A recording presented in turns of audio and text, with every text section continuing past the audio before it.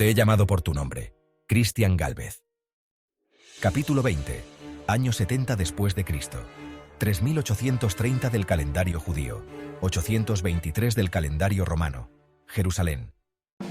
En medio de la agitación, donde los ciudadanos judíos se apresuraban con inquietud por las preocupaciones del mañana, algunos rezando, otros ya planeando sus estériles defensas antes de que la redada comenzara al mes siguiente, Jacob, cuyas fibras del corazón estaban enredadas con el destino de la ciudad sagrada, buscaba ajeno a la resolución de Tito, a su objetivo entre la multitud en la parte nueva de la ciudad, entre la tercera y la segunda muralla, que en algún momento tendría que defender.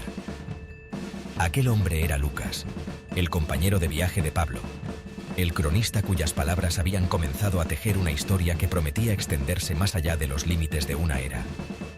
En una Jerusalén aterrada, donde solo unas pocas voces de la esperanza parecían mantener la cordura, corría la voz de que los romanos habían terminado de construir rampas de asedio al norte de la ciudad. Jacob sabía que partía con desventaja. Su fe no estaba en un óptimo momento, pero no tuvo el valor de negarse a la petición de sus amigos de infancia, Rufo y Alejandro. Los hermanos, fervientes seguidores de la fe cristiana en Jerusalén, se encontraban sumamente preocupados tanto por la seguridad de sus familias como por Lucas y su evangelio, en medio de los crecientes rumores de la inminente invasión de Tito. Convencidos de la importancia de preservar el mensaje de Lucas, habían buscado a Jacob para discutir la delicada situación y estaban escudriñando el terreno para testar la viabilidad de la evasión. Necesitaban su valentía y destreza para llevar a Lucas y su crónica a un lugar seguro fuera de la ciudad antes de que fuera demasiado tarde, y aún quedaban semanas antes del asedio de Tito. Así habían informado los espías sicarios. Confiamos demasiado en esos incompetentes, pensaba una y otra vez Jacob, ajeno al golpeteo constante de los arietes en el muro oeste de la ciudad. El guerrero había escuchado atentamente las palabras de Rufo y Alejandro, reflexionando sobre la importancia de tomar medidas para proteger aquello que consideraba sagrado. Se había mostrado reacio, pero las palabras de Rufo cambiaron el curso de la historia. Sabemos que abandonaste el camino de la fe. No te pedimos que creas en Jesús. Te rogamos que salves a Lucas y a su evangelio, así como los apóstoles hicieron contigo y con Miriam. El médico griego había encontrado paradero en una posada discreta, oculta en una de las tantas callejuelas tortuosas al noreste, en la zona nueva de la ciudad, cerca del estanque de Betesda y lejos de los campamentos romanos situados al otro lado de Jerusalén. Había caído la noche y la cena quedaba lejos ya. Solo un par de gentiles amigos del vino permanecían en aquel lugar, como si trataran de disfrutar de unos últimos tragos ante un destino inevitable. De repente, una moneda cayó en la mesa de Lucas. El griego la observó con detenimiento. Le hizo recordar vagamente un incidente en el pasado, pero no supo dilucidar con claridad de qué se trataba. Se fijó en la moneda. Parecía tener una especie de sol con 8 rayos rodeado por una diadema. Quizá es una rueda, reflexionó. Lucas levantó la mirada y comprobó que el dueño de aquel leptón era Jacob. Sus ojos se encontraron, y en ellos se leyó el peso compartido de un mundo que se desmoronaba a su alrededor. Jacob se sentó junto a él, y no tardó en hacerle comprender la urgencia de la situación. «Griego», dijo Jacob con un tono alarmante. «La ira de Roma se acerca como una tormenta. ¿Cómo es que sigues escribiendo cuando el mundo a nuestro alrededor se prepara para la guerra?» Lucas ofreció una sonrisa diplomática, colocó su cálamo a un lado y devolvió la moneda. «Precisamente porque el mundo se inclina hacia la guerra es crucial que continúe. La verdad debe ser documentada, y más aún las historias de esperanza frente a la incertidumbre. No sé qué será de mí, pero tengo fe en que este pergamino sobreviva». A través de la ventana, los destellos lejanos de antorchas que iluminaban los preparativos judíos provocaban una danza de sombras sobre los muros de piedra de la habitación. La imagen creaba un mural viviente del combate que se avecinaba. Jacob no entendió aquel vaivén. Se quedó pensativo, tratando de convencerse de que era aquel el lugar en el que debía estar, y no en los preparativos de la defensa de la segunda muralla. «Hay tiempo». Trató de relajarse, aún quedaban semanas. Se recuperó del pequeño aturdimiento y se inclinó hacia adelante con cierta curiosidad.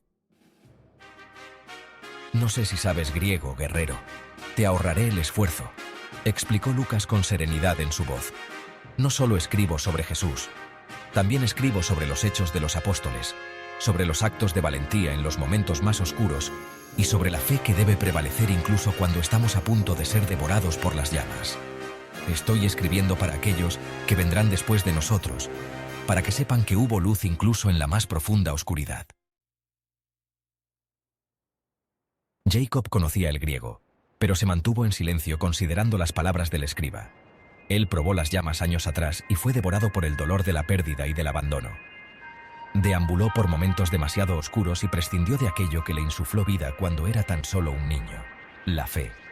Y allí estaba aquel griego, en otro tiempo un gentil, convertido a lo que algunos empezaban a llamar cristianismo, con absoluta dedicación transcribiendo las palabras del Nazareno en mitad de una guerra a punto de estallar. Si Jerusalén era la profunda oscuridad a la que el cronista se refería, el propio historiador se presentaba como uno de los rayos de luz de su leptón para todos los que seguían creyendo en Jesús. Y comprendió que la tarea del narrador era tan importante como la de aquellos que levantaban los muros y preparaban las defensas. Cada uno de nosotros tiene un papel en los días venideros, afirmó Lucas recogiendo nuevamente su pluma. Algunos se aferrarán a la espada, otros, como yo, al cálamo. Pero juntos formaremos el cuerpo de un testimonio que sobrevivirá a la destrucción y al tiempo. Lo más importante en esta vida, Jacob, es tener un telos, un fin, un propósito. Ambos hombres se permitieron un momento de silencio, reflexionando sobre las elecciones que los habían llevado hasta este punto y los caminos que estaban a punto de sufrir una irrevocable unión por la mano del destino. Jacob ya no quería creer en los milagros, pero Lucas estaba allí para dar testimonio de ellos. Propósitos, tan necesarios, tan cercanos, tan lejanos. Jacob había enterrado su propósito. El griego miró fijamente al guerrero. Dudó si era propicio aquel instante, si era el momento oportuno de contarle la totalidad de su objetivo. Puso a prueba a Jacob. Solo una vez, celote, tan solo una. Estuviste cara a cara con Jesús de Nazaret. Regala a mis oídos aquellas palabras que más hicieron vibrar tu corazón. Jacob miró con condescendencia al cronista. Bajó la mirada y se quedó momentáneamente pensativo frente al pergamino, tratando de encontrar un recuerdo, un propósito. Regresó a los ojos del cronista. Súbitamente, un sonido atronador rompió el silencio de la noche, cortando abruptamente su conversación. El retumbar, tan fuerte y cercano, hizo vibrar el suelo bajo sus pies y llenó el aire con una urgencia palpable. Sin necesidad de intercambiar palabras, ambos comprendieron al instante que permanecer allí no era una opción. Lamentó por un momento que el tiempo empleado en el rescate de los padres de Josefo hubiera retrasado demasiado la extracción de Lucas. Al parecer, las fuentes de los espías judíos no eran demasiado certeras. Alguien les había tendido una trampa. Los dos gentiles embriagados salieron corriendo.